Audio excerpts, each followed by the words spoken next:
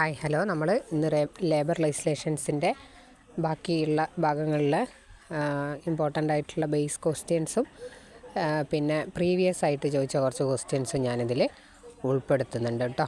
ആ ക്വസ്റ്റ്യൻ പേപ്പറിൽ നിന്ന് തന്നെ ഫോട്ടോ എടുത്തിട്ട് ഇട്ട് തരികയാണ് നിങ്ങൾക്ക്. പിന്നെ ലീഗൽ എക്സാംസിനൊക്കെ ചോദിച്ച ക്വസ്റ്റ്യൻസാണ് ഈ ലേബർ ലെജിസ്ലേഷൻ്റെ ഭാഗത്ത്. ഗ്രാറ്റുവിറ്റി ലഭിക്കാൻ മിനിമം കണ്ടിന്യൂസ് സർവീസ് എത്രയാണ് എന്ന് ചോദിച്ചാൽ അതിൻ്റെ ആൻസർ 5 വർഷമാണ് കേട്ടോ. ഗ്രാറ്റുവിറ്റി ലഭിക്കാനുള്ള 5 വർഷമാണ്. ഗ്രാറ്റുവിറ്റി പേയ്മെൻറ്റ് പറയുന്ന സെക്ഷൻ 4 ആണ്. ഡെത്ത് സംഭവിച്ചാൽ ഗ്രാറ്റുവിറ്റിക്ക് 5 ഇയേഴ്സ് കണ്ടീഷൻ വേണമെന്ന് ചോദിച്ചാൽ ഇല്ല കേട്ടോ. ഇനി ഗ്രാറ്റുവിറ്റി കാൽക്കുലേഷൻ ഫോർമുല കൊടുത്തിട്ടുണ്ട്. അടുത്തത് ഗ്രാറ്റുവിറ്റി അറ്റാച്ച് ചെയ്യാൻ പാടില്ല എന്നുള്ള പ്രൊവിഷൻ സെക്ഷൻ 13-ലാണുള്ളത്. നോമിനേഷൻ പ്രൊവിഷൻ സെക്ഷൻ 6 ആണ് പറയുന്നത്. ഗ്രാറ്റുവിറ്റി റിക്കവറി പ്രൊവിഷൻ സെക്ഷൻ 8 ആണ്. കണ്ടിന്യൂസ് സർവീസ് ഡിഫൈൻ ചെയ്യുന്നത് 2A-യിലാണ് കേട്ടോ. സെക്ഷൻ 2A-യിലാണ്. എംപ്ലോയർ ഗ്രാറ്റുവിറ്റി പേയ്മെൻറ്റ് കവർ ചെയ്യാൻ ഇൻഷുറൻസ് എടുക്കണം എന്നത് 4A-യിലുമാണ് പറയുന്നത് കേട്ടോ. ഇമ്പോർട്ടൻ്റ് ആയിട്ടുള്ള സെക്ഷൻസ് ആണ്. അടുത്ത ഗ്രാറ്റുവിറ്റി ഡിസ്പ്യൂട്ട് സെറ്റിൽ ചെയ്യുന്നത് കൺട്രോളിംഗ് അതോറിറ്റിയാണ് കേട്ടോ. ഗ്രാറ്റുവിറ്റി മാക്സിമം ലിമിറ്റ് ആരാണ് ഫിക്സ് ചെയ്യുന്നതെന്ന് വെച്ചാൽ അത് ഗവൺമെൻറ്റാണ്. ഗ്രാറ്റുവിറ്റി ലഭിച്ചില്ലെങ്കിൽ റിക്കവർ ചെയ്യുന്നത് കലക്ടർ വഴിയാണ് കേട്ടോ. ഇനി അടുത്തത് gratuity act over ride effect ചെയ്ത സെക്ഷനാണെന്ന് വെച്ചാൽ സെക്ഷൻ 14 ആണ്. പെനാൽറ്റി പ്രൊവിഷൻ സെക്ഷൻ 9 ആണ് പറയുന്നത് ഗ്രാറ്റുവിറ്റി ആക്ടിലെ. അടുത്തത് ഗ്രാറ്റുവിറ്റി ഫോർഫീച്ചർ ലോസ് ഏത് സാഹചര്യത്തിലാണെന്ന് വെച്ചാൽ മിസ്കണ്ടക്റ്റിൽ ആണ് ഗ്രാറ്റുവിറ്റി ഫോർഫീറ്റ് ചെയ്യുക. പേയ്മെൻറ്റ് ഓഫ് ഗ്രാറ്റുവിറ്റി ആക്ട് 1972-ലാണ്. 10 അതിലധികമോ പേഴ്സൺസ് ഉള്ളതിനെയാണ് ഈ ആക്ട് അപ്ലൈ ചെയ്യുന്നത് എന്ന് പറയുന്നുണ്ട്. പിന്നെ മിനിമം 5 വർഷത്തെ കണ്ടിന്യൂസ് സർവീസ് പറയുന്നുണ്ട് കേട്ടോ. ഈ ഗ്രാറ്റുവിറ്റിയിൽ നമ്മൾ നേരത്തെ ക്വസ്റ്റ്യൻ പറഞ്ഞു, അതിൻ്റെ ഒരു എക്സെപ്ഷൻ ഡെത്ത് പറഞ്ഞു. ഗ്രാറ്റുവിറ്റി മാക്സിമം 20 lakhs ആണ് ലിമിറ്റ് എന്നുള്ളതും. Next payment of wages act. Wages payment responsibility ആരുടേതാണെന്ന് ചോദിക്കുന്ന എംപ്ലോയറാണ് അല്ലേ. സെക്ഷൻ 3-ലാണ് അത് പറയുന്നത്. അടുത്തത് വേജ് പീരീഡ് ഫിക്സ് ചെയ്യുന്നത് സെക്ഷൻ 4-ലാണ് വേജ് പീരീഡ് ഫിക്സ് ചെയ്യുന്നത്. വേജ് പീരീഡ് മാക്സിമം എത്രയാണെന്ന് വെച്ചാൽ 1 month ആണ് കേട്ടോ wage period. Time of wage payment section 5-ലാണ് പറയുന്നത്. Wages generally cheque, cash, bank credit ആയിട്ടൊക്കെ കൊടുക്കാം എന്നുള്ളത് പറയുന്നുണ്ട്. അടുത്തത് ഡിഡക്ഷൻ ഫ്രം വേജസ് സംബന്ധിച്ച സെക്ഷൻ 7 ആണ്. ഫൈൻ ഇമ്പോസ് ചെയ്യുന്നത് സെക്ഷൻ 8-ലാണ്. ആബ്സെൻസ് ഫ്രം ഡ്യൂട്ടി ഡിഡക്ഷൻ ഏത് സെക്ഷനാണെന്ന് വെച്ചാൽ സെക്ഷൻ 9 ആണ്. ഡാമേജസ് അല്ലെങ്കിൽ ലോസ് ഡിഡക്ഷൻ സെക്ഷൻ 10 ആണ്. അഡ്വാൻസ് റിക്കവറി ഡിഡക്ഷൻ 12 ആണ്. രജിസ്റ്റർ റെക്കോർഡ് കീപ്പ് ചെയ്യുന്നത് 13A ആണ് കേട്ടോ. Section 13A. അടുത്തത് ഇൻസ്പെക്ടേഴ്സ് പ്രൊവിഷൻ 14-ലാണ്. ക്ലെയിംസ് പറയുന്നത് സെക്ഷൻ 15-ലാണ് കേട്ടോ. പിന്നെ അപ്പീലിൻ്റെ provision 17, penalty provision 20, bar of suit 22 ആണ്. Protection of action in good faith 22A. Contracting out prohibit ചെയ്തിരിക്കുന്നത് 23-ലാണ്. കഴിഞ്ഞ ആക്റ്റിൽ നമ്മൾ 25-ൽ പറഞ്ഞിട്ടുണ്ടല്ലേ.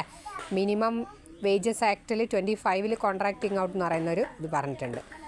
Display of notice 25. അടുത്ത നമുക്ക് വരുന്ന ESI ആക്റ്റാണ്.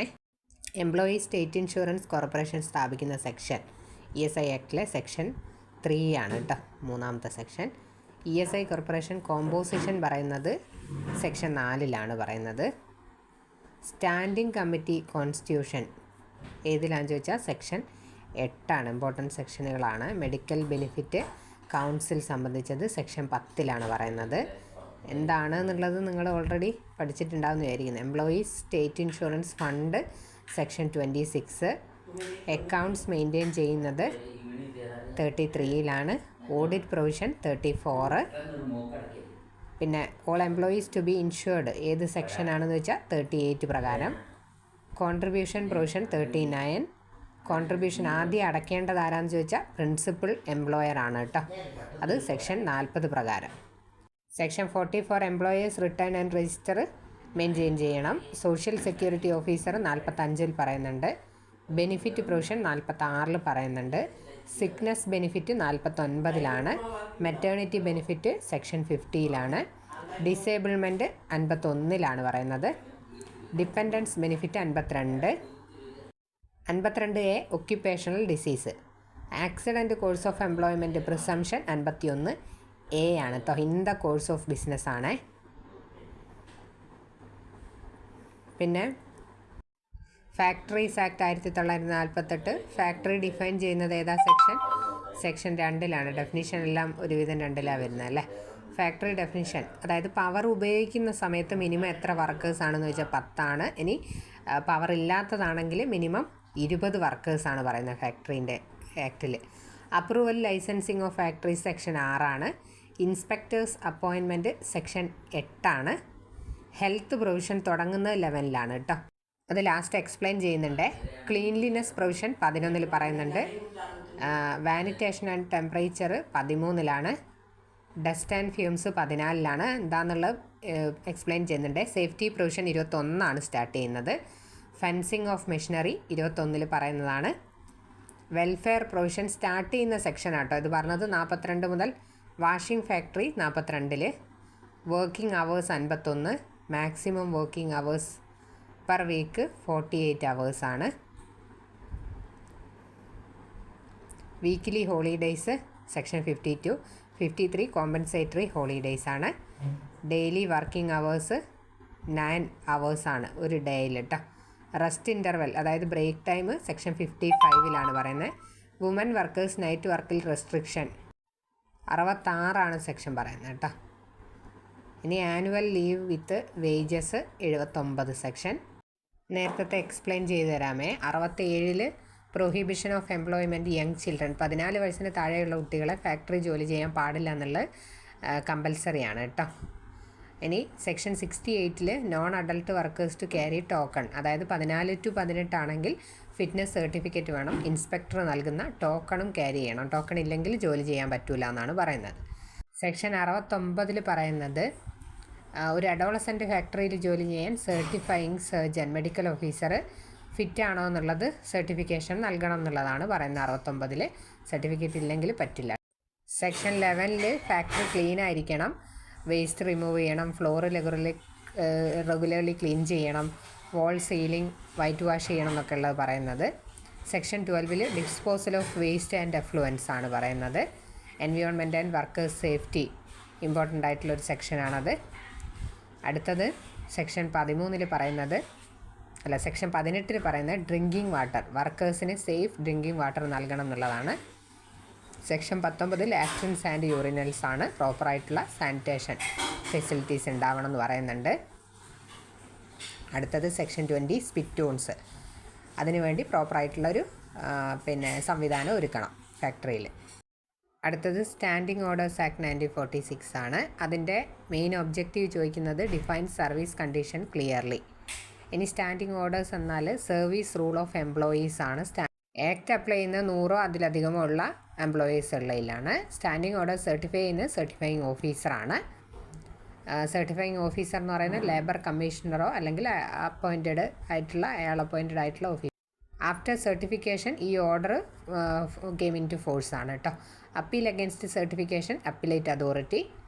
സ്റ്റാൻഡിംഗ് ഓർഡേഴ്സ് കവർ ചെയ്യുന്ന വിഷയങ്ങൾ കണ്ടക്ട്, ഡിസിപ്ലിൻ, ലീവ്, ടെർമിനേഷൻ ഇതൊക്കെയാണ് സ്റ്റാൻഡിംഗ് ഓർഡേഴ്സിൽ വരുന്നത്. ഇനി മോഡൽ സ്റ്റാൻഡിംഗ് ഓർഡർ തയ്യാറാക്കുന്നത് ഗവൺമെൻറ്റാണ്. Employer standing order draft submit ചെയ്യേണ്ടത് പ്രിസ്ക്രൈബ്ഡ് ആയിട്ടുള്ള ഒരു ടൈം ഉണ്ടാവും ആക്ടിൽ. ഇത് ലീഗലി ബൈൻഡിംഗ് ആണ്. എംപ്ലോയിക്ക് കോപ്പി ലഭിക്കണം. സ്റ്റാൻഡിംഗ് ഓർഡർ ഡിസ്പ്ലേ ചെയ്യേണ്ടത് ഫാക്ടറി എസ്റ്റാബ്ലിഷ്മെൻറ്റ് നോട്ടീസ് ബോർഡിലാണ്. അടുത്തതൊരു ക്വസ്റ്റ്യൻ പേപ്പറാണ്. അതിൽ ക്ലിയർ അല്ല, എന്നാലും ഞാൻ വായിച്ചു തരാം. 80ാമത്തെ ക്വസ്റ്റ്യൻ ട്രേഡ് യൂണിയൻ ആക്ട് നിലവിൽ വന്ന വർഷം ചോദിക്കുന്നുണ്ട്. 926. ട്രേഡ് യൂണിയനും ഇൻഡസ്ട്രിയൽ ഡിസ്പ്യൂട്ട് ആക്റ്റും കോമ്പൻസേഷൻ വർക്ക്മെൻ കോമ്പൻസേഷൻ ആക്റ്റും കൂടെ നോക്കാനുണ്ട്. ഈ ക്വസ്റ്റ്യൻസ് ഒന്ന് നോട്ട് ചെയ്ത് വെച്ചോ പോസ് ചെയ്തിട്ട്. വർക്ക്മെൻ കോമ്പൻസേഷനും ഇൻഡസ്ട്രിയൽ ഡിസ്പ്യൂട്ടിലുള്ളത് ട്രേഡ് യൂണിയനിലും. അടുത്തത് ഇതൊക്കെ അതിൽ വരുന്നത്. അടുത്തത് ലാസ്റ്റ് ഈ ഒരു ചോദ്യം മിനിമം വേജിൽ വരുന്ന ഡിഡക്ഷൻസ് ആണ് ചോദിക്കുന്നത്. അത് ഫൈൻ ഉണ്ടാവും, പെർമിസിബിൾ ആയിട്ടുള്ള ഡിഡക്ഷനാണ്. പിന്നെ ഡാമേജ് ഓർ ലോസ്, പിന്നെ ഹൗസ് അക്കോമഡേഷനാണ് ഇതിൽ കൊടുത്തിട്ടുള്ളത്. ഫൈനും ഹൗസ് അക്കോമഡേഷനുമാണ് ക്വസ്റ്റ്യനിൽ കൊടുത്തിട്ടുള്ളത്. അപ്പോൾ ഇതൊക്കെ എന്താണ് ഡിഡക്ഷൻ ആണെന്നുള്ളത് ഓർത്ത് വെക്കുക. ബാക്കി ആക്റ്റും കൂടെ നോക്കിയിട്ട് ആ ക്വസ്റ്റ്യൻ ഒന്ന് ക്ലിയർ ചെയ്യാം കേട്ടോ. Okay, thank you.